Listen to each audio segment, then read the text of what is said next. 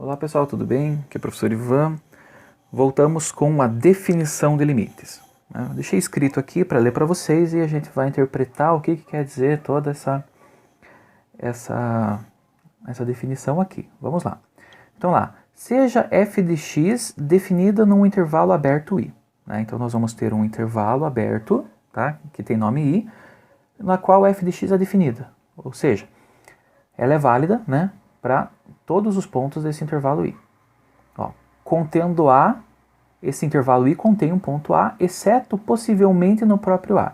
Então isso quer dizer que f de x ela é definida nesse intervalo i que contém o ponto A, mas ela pode não ser definida no próprio A. Né? Por exemplo, né, nós temos a função f de x igual a 1 sobre x, definida, né, para x. Aqui nós temos o domínio dessa função f, que é igual a números reais, né? Exceto o zero. Tá? Esse zero é o nosso a, que nós temos aqui. Ó. Contendo a, ela contém o zero, exceto possivelmente no próprio a. Pode ser definido no a, pode não ser. Né? Essa é a vantagem que o limite nos traz. Então, ó, dizemos que o limite de f de x, quando x se aproxima de a, é L. Tá? E escrevemos. Então, ó, o limite de x tendendo a a, né, foi o que a gente fez aqui, da função f de x é igual a um número, que aqui é chamado de L. Tá? Então esse L é o resultado, né, do cálculo do meu limite, né, quando a minha função f de x, né, tem seu x se aproximando do número a. Né?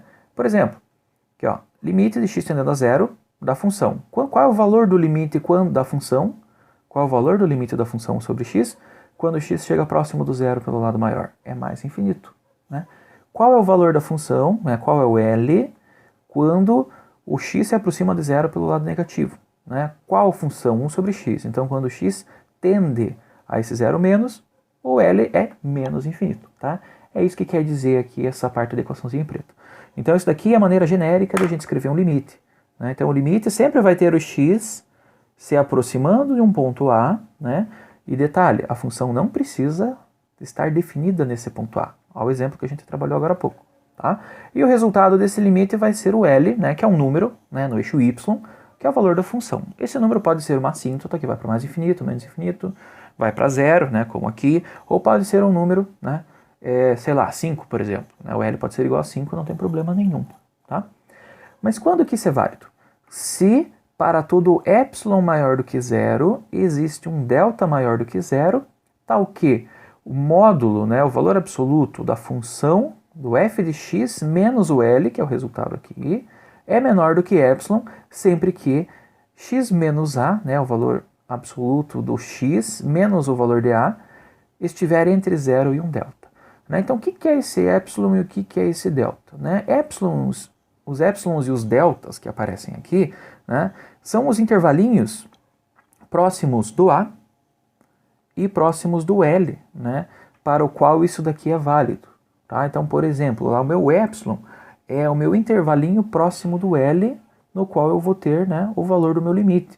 Então, eu vou ter o L lá no meu eixo y, né, por exemplo, que L igual a 1, e eu vou ter um pequeno intervalo ao redor desse 1, né, para o qual o meu limite deve obedecer essa condição.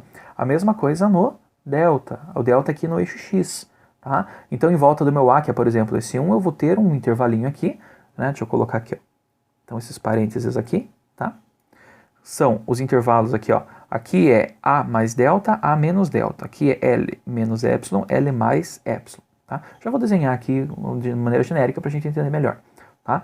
Então é isso que são esses epsilons e deltas. E para o limite ser válido, nós temos que ter, ó, para todo epsilon maior do que zero, existir um delta maior do que zero, tal que isso aconteça quando nós tivermos isso. Ou seja, se eu pegar um número, né, dentro do meu intervalinho aqui, eu devo obter uma resposta aqui dentro. É basicamente isso que acontece. Ó, esse gráfico aqui não tem nenhuma descontinuidade, né? Então, se eu pegar o meu A exatamente igual a 1, o meu L vai dar 1. Se eu pegar um pouquinho maior aqui do que 1 no meu A, o meu resultado vai dar um pouquinho menor do que 1. Sempre dentro, né, desses valorzinhos aqui, que estão marcados por esses parênteses, tá certo? Como que fica isso de maneira genérica? Vamos dar uma olhadinha aqui. Deixa eu procurar minha régua. Aqui. Ai, minhas folhas. Vamos lá, vou desenhar o gráfico. Vou fazer um pouquinho maior porque Esse conteúdo precisa de bastante detalhe. Esse aqui é meu X, ali é meu Y. Deixa eu ver se está aparecendo o cabo no fone, ele só no cantinho, não está atrapalhando. Então vamos lá, como é que funciona aqui, pessoal? Então vamos dizer que nós temos uma função, eu vou pegar aqui essa caneta colorida aqui, para fazer o gráfico da minha função. Vou pegar uma reta, tá? Acho que é mais fácil para a gente trabalhar. Joia. Então essa reta aqui é minha função f de x, beleza? Quais são os elementos que nós temos, né? Nós vimos ali que nós vamos ter o x tendendo a um valor a, né? Então eu vou pegar aqui no eixo x o meu ponto A, né? Aí deste ponto A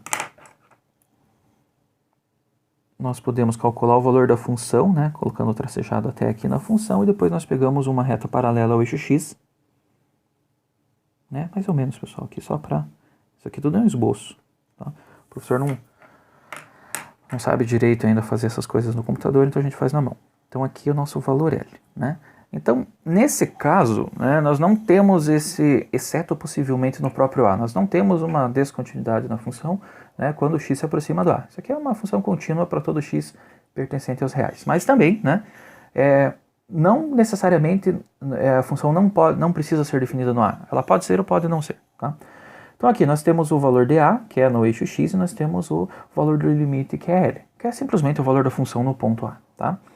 O que são esses épsilons e esses deltas? Então nós vamos ter aqui no A, eu vou exagerar um pouquinho aqui para a gente enxergar, né, em pequeno intervalo, né, ao redor do A, onde este cara aqui nós vamos chamar de A mais épsilon, desculpa, delta, né?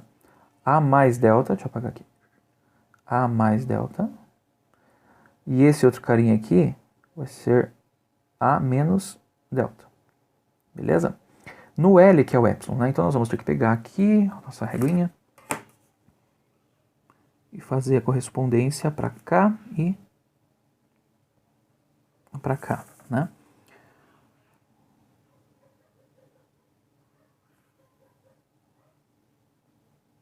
Aqui, só um momentinho, pessoal. Eu devia ter desenhado isso aqui antes de começar o vídeo. Vamos lá. Então aqui nós vamos ter o nosso intervalinho no eixo y, né? Como eu já disse para vocês, esse cara aqui vai ser o L mais o epsilon, né? E aqui nós vamos ter o L menos o epsilon, tá? Então o que nós temos nessa parte aqui, ó? Então se para todo epsilon maior do que zero, né? O epsilon ele é essa diferença, então ele vai ser maior do que zero. Existe um delta maior do que zero, tal que f de x menos L seja menor do que epsilon, módulo disso, sempre que o x menos a estiver entre 0 e delta. Trocando em miúdos, sempre que eu tiver um resultado aqui dentro, né, desse L menos epsilon e L mais epsilon, que na verdade é isso daqui, né, eu vou obter esse resultado pegando, né, um valor de x que vai estar entre a menos delta e a mais delta, tá? Então essa é a condição para a existência desse limite aqui, tá? Beleza, pessoal? Então essa é a nossa definição de limite.